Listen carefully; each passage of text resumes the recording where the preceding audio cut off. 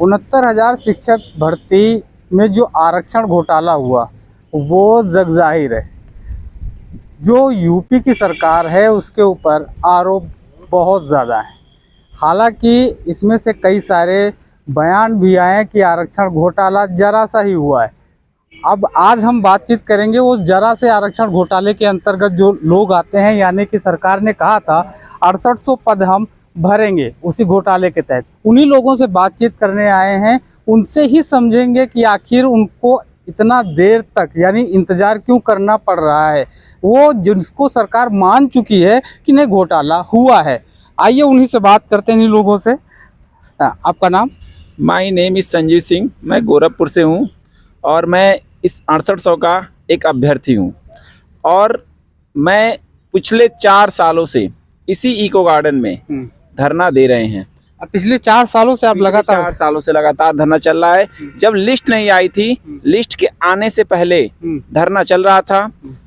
पूरी संघर्ष से हम लोगों ने लिस्ट जब नहीं आई थी तब से संघर्ष चल रहा था, लेकिन लिस्ट आने के बाद आपको क्या लगा कि नहीं, जो 6800 का सरकार कह रही है कि हम 6800 की ये नियुक्तियां देंगे, उस पे से आपको क्या लगा था कि नहीं अब हमको नौकरी मिल जाएगी? जब हमारे माननीय मुख्यमंत्री जी ने संज्ञान लिया और लिस्ट जारी करने के लिए हमारा डेलीगेशन गया और लिस्ट जारी हुई, तो हम लोगों को ये थोड़ी खुशी हुई कि चलो अब हम लोग की नियुक्ति हो जाएगी। लिस्ट ही नहीं जारी हुई, पूरी शेड्यूल जारी हो गई। नियुक्ति पत्र हम लोग को 6 तारीख को मिलना था। कौन से साल में? 2022 में 2006 6 जनवरी 2022 को हम लोग को नियुक्ति पत्र बंटने थे। शेड्यूल जारी हो गई थी। जिस दिन हमारे इसी अधिकारियों की हिला हवाली से वो नियुक्ति पत्र के एक दिन पहले, मतलब जिस दिन नियुक्ति पत्र हमको मिलना था एक दिन पहले इन्होंने लिस्ट जारी की, जिसकी वजह से 8 तारीख को आचार संहिता लग गई। हम लोग को नियुक्ति पत्र आप दोषी ठहरा रहे हैं अधिकारियों को कि अधिकारियों की हिला हवाली है। लोग कहते हैं कि अधिकारी जो हैं वो सरकार के इशारे पर चलते हैं। जी, सरकार के इशारे पे तो चलते ही हैं, लेकिन सरकार ने जब गलती मान ली है और सीएम योगी आदित्यनाथ ने ही आदेश कर दिया है, तो उस पर अधिकारियों को ये कर्तव्य बनता है कि हम सबकी नियुक्ति जल्द से जल्द ज्वाइनिंग करा दी जाए। लेकिन अधिकारियों को गलत संदेश देकर अधिकारी उनको डिमोरलाइज करके योगी जी को गलत संदेश बताकर बस ये बताते हैं कि हमने इनकी नियुक्ति कर दी है। हमने क्या गलत संदेश बता रहे हैं? बस गलत संदेश, ये सब बस दूसरे पार्टी के भेजे हुए, बस वो एक नुमाइंदे हैं। अच्छा, बस ये दिखाते हैं। यानी ये अभ्यर्थी नहीं है, ये सब बस दूसरे पार्टी के भेजे हुए चमचे हैं। अच्छा, यानी राजनीति आ गई। राजनीति वो दिखाते हैं। इस वजह से हम लोग पिछड़े दलित हैं। हम लोग क्योंकि ओबीसी हैं, ओबीसी 80 से आते हैं, क्योंकि अगर सामान्य होते तो आज हम लोग को ज्वाइनिंग मिल चुकी होती। हम लोग पिछड़े दलित हैं, इसी वजह से आज यहाँ पर धरना दे रहे हैं बस। अच्छा, पिछड़े होने की वजह से धरना दे रहे हैं। वजह से। आपका नाम? मेरा नाम अवनीश है, मैं आजमगढ़ डिस्ट्रिक्ट से हूँ। अवनीश जी, जो अभी बता रहे थे कि जो अधिकारियों की हिला हवाली है, सरकार यानी मुख्यमंत्री योगी आदित्यनाथ मान भी चुके हैं कि नहीं घोटाला हुआ था, लेकिन फिर उनको असमंजस में डाल दिया गया। तो ऐसे में अगर हम कहें तो हमारा जो मुखिया है वो कैसा है? बिल्कुल, ये बहुत हास्यास्पद बात है कि माननीय मुख्यमंत्री जी के आदेश के बाद और उस समय के तत्कालीन शिक्षा मंत्री जो सतीश द्विवेदी थे, उनके प्रेस कॉन्फ्रेंस के बाद अगर ये अधिकारी उनकी बात को नहीं सुनते हैं, ये अधिकारी उनकी बात को नहीं मानते हैं, उनके दिए आदेश का पालन नहीं करते हैं, तो ये अपने आप में खुद एक चर्चा का विषय है कि जिस प्रदेश में माननीय मुख्यमंत्री जी की एक अलग छवि है, जिसे एक साफ सुथरी छवि के रूप में जाना जाता है, उनकी अगर बातों को अधिकारी नहीं मान रहे हैं। आज 2 साल हो गया उनके आदेश को, आज तक ये विभाग के अधिकारी उनकी बात को नहीं माने हैं। ये बहुत चिंता का विषय है। माननीय मुख्यमंत्री जी को खुद सोचना चाहिए कि उनकी बात जब ये अधिकारी नहीं मान रहे हैं तो फिर उनकी बात ना मानने के पीछे कहीं ऐसा तो नहीं जो 19,000 का जो घोटाला बताया जा रहा है, कहीं ऐसा तो नहीं कि उनको असमंजस पैदा किया गया कि 19,000 का अभी 6800 आप पद दे दोगे, फिर उसके बाद वो 19,000 के लिए लड़ाई लड़ेंगे, क्योंकि उनकी डिमांड है कि जो घोटाला हुआ है 19,000 का हुआ है। देखिए, जब आपको सब कुछ पता है कि मैंने इतना गलतियां की है, तो आप पहले 6,800 की नियुक्ति नहीं दे रहे हैं, आप 19,000 कैसे दे देंगे? आप पहले 6,000 की नियुक्ति करा दीजिए, और जिनका हक और अधिकार छीना गया है वो तो अपनी मांग तो करते ही रहेंगे। अगर आपको इतना ही डर था, आपको इतनी ही लाज शर्म की हया की बात थी आपके अंदर, तो आप इनका हक और अधिकार क्यों छीने? यानी आपको घोटाला करना ही नहीं चाहिए था आपके अधिकारियों को? बिल्कुल, अगर आपके अंदर शर्म और इज्जत दोनों चीजें थी तो फिर आप पिछड़े और दलितों का हक और अधिकार क्यों, कौन आप होते हैं लूटने वाले? जो चीजें इनको संविधान के द्वारा दी गई हैं उसको आप कौन होते हैं लूटने वाले? अगर हम बात करें कि कानूनी लड़ाई की, तो कानूनी लड़ाई में अभी आप लोग कहाँ तक पहुँचे हैं?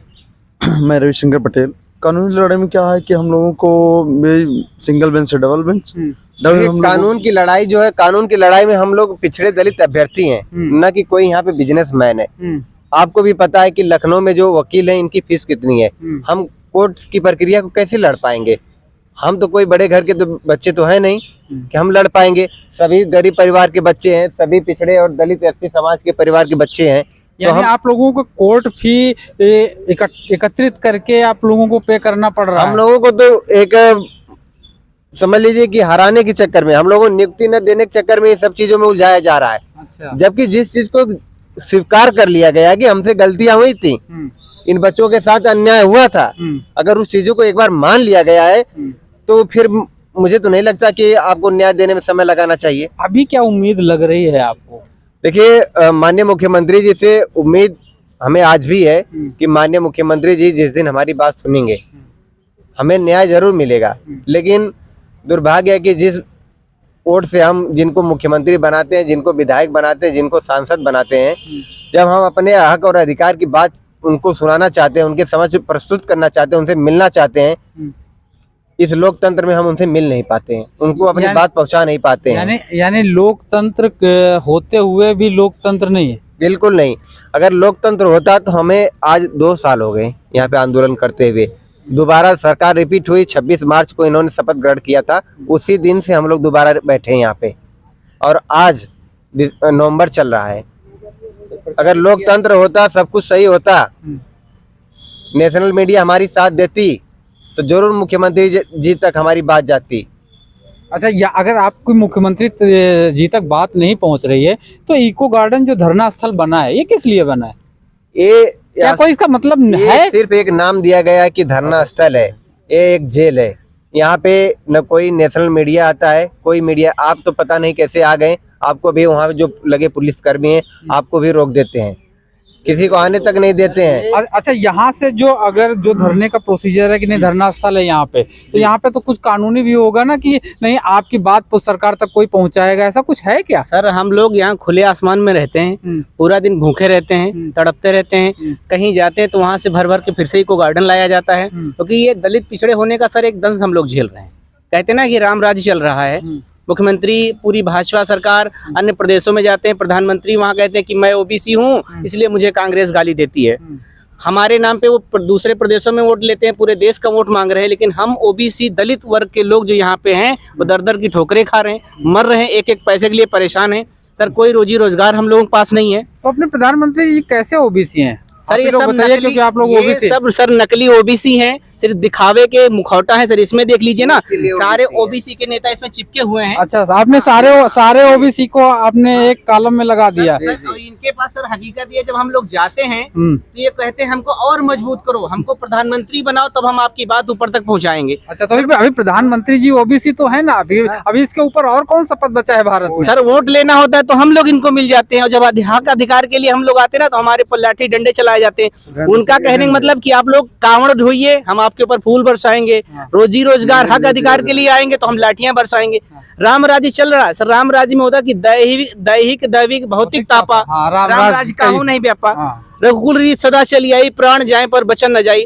मुख्यमंत्री ने सर स्वीकार किया। मेरे पास मुख्यमंत्री का एक ट्वीट पड़ा हुआ है जिसमें उन्होंने कहा था कि हम आपके घोटाले को दूर करें। सर, ये देख लीजिए, आप इस पे देख लीजिए कि उन्होंने जो है दिसंबर में स्वीकार किया, अपने ट्विटर हैंडल से ट्वीट किया कि हम आपको न्याय दे रहे हैं, और उसके बाद वो अपनी जुबान से पलट रहे हैं। मतलब एक क्षत्रिय मुख्यमंत्री जो अपनी बात से पलट रहा है, हम कितना विश्वास करें सर? आपने जो रघुकुल रीत सदा चली आई ये इसीलिए सुनाया था? सर, इसीलिए सुना रहे कि रघुकुल रीत सदा चली आई, प्राण जाए पर वचन नहीं। एक इतना छोटा वचन, हम 6800 अभ्यर्थी हैं मात्र इस प्रदेश में, हमारे साथ इतना बड़ा घोटाला किया गया, नियुक्ति की सूची आपने जारी कर दी, शेड्यूल जारी कर दिया गया, चुनाव में हम लोगों से फिर से भर भर के वोट लिया गया, फिर से लात मार के सड़कों पर पे ढकेल दिया गया। सर बताइए, 5 जनवरी 2022 से आज कितना समय हो गया है? हम लोग कौन से अन्याय की बात कर रहे हैं? हम लोग सिर्फ वोट बैंक हैं आपका। अधिकार की अगर बात करते हैं तो हम आपके हो जाते हैं कि दूसरी पार्टियों के एजेंट हैं। लोकतंत्र में अगर हम बात करें तो जो हक और हकूक की लड़ाई के लिए धरना और प्रदर्शन ही एकमात्र जरिया हुआ करता था,